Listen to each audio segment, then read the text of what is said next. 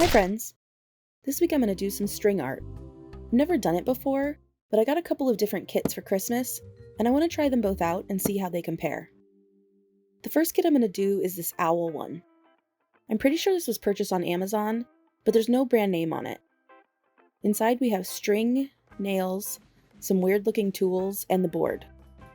The board is like a shiny white particle board, and it has the holes pre-drilled into it. I went ahead and hammered the nails in, which was pretty easy. I probably could have just pushed them in with my fingers. I did find that for me, it was easier to work from the left to the right because I was holding the nails with my right hand. So working this way kept the other nails out of the way.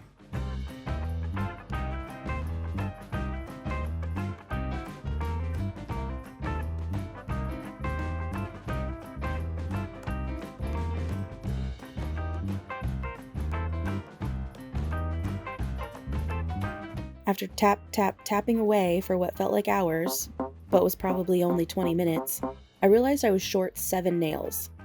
I never dropped any, and there were only 2 that didn't have any heads on them, so even if I would have used them, I would still be short. There's no identifying information on this kit, and even at the bottom of the instructions it says you can contact them, but it doesn't have any contact information. But I wasn't about to give up this quick. I tried nails from the other kit, but they were a bit too big around for the pre-drilled holes, and they were also so much longer that they would have come out the back. So after trying a craft store and a hardware store, the closest I could find were these nails from a picture hanging kit. They have just slightly larger heads than the original nails, so I ended up taking nails from strategic points around the pattern and switching them out. So not only would it be symmetrical, but it hopefully wouldn't stand out as strange. Finally, I moved on to the stringing part. These instructions aren't the greatest. They don't give a lot of guidance on how exactly you're supposed to wrap the string, so I'm just gonna guess. I started by tying the string in a knot around one of the nails on the edge of the section that I was working on. Then I went around the outline of the section, just wrapping around each nail once, and then after that I started crisscrossing back and forth to cover any empty spots I saw. When I felt like it looked full enough, I tied the string off on a nail with another knot. After I did the head, the ears, and the stomach, I realized that one of the things I didn't anticipate was how much room the string takes up on the nails. I tried to push the string down as far as possible, but I still would get to a point where I couldn't fit any more string. There's supposed to be white highlights in the owl's eyes, but I really couldn't figure out how I was supposed to make them fit.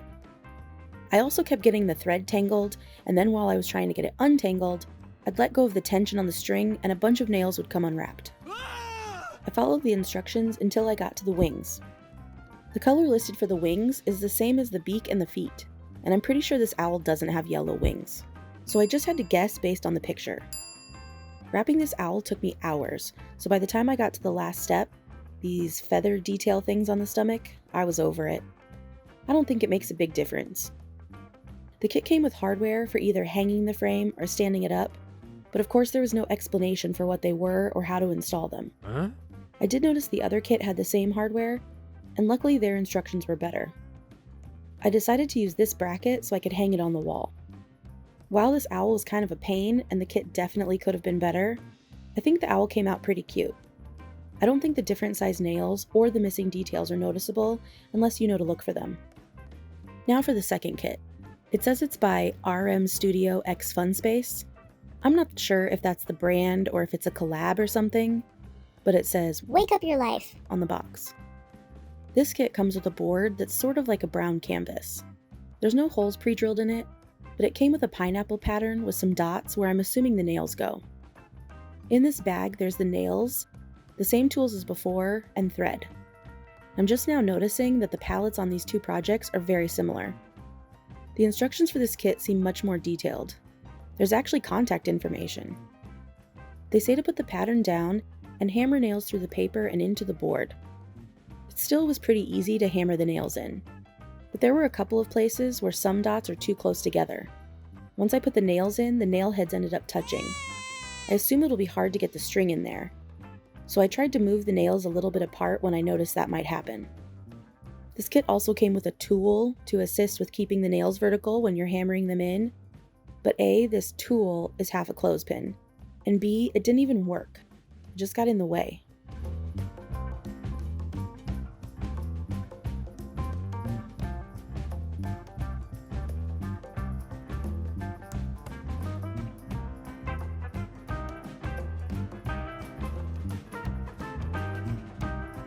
After I was done hammering, with plenty of nails left over I might add, I just ripped the pattern off.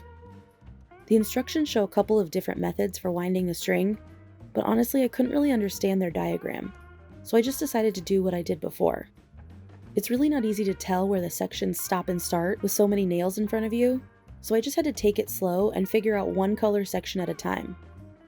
The thread in this kit came on bobbins, so it was much easier to use without tangling or losing tension. I just held the bobbin in my hand and only unraveled a little bit at a time.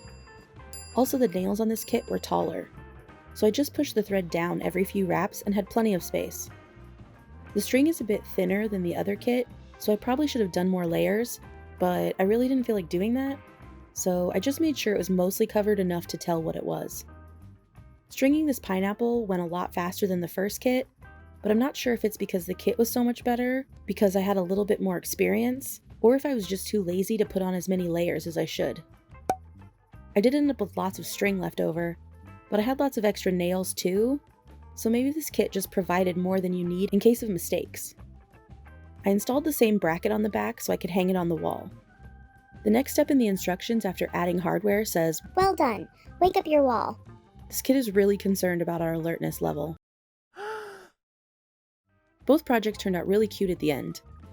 The owl project required a lot more problem solving than the pineapple one, but since I don't even know who makes this kit, I can't not recommend them, but I would recommend the RM Studio or whoever it is kit.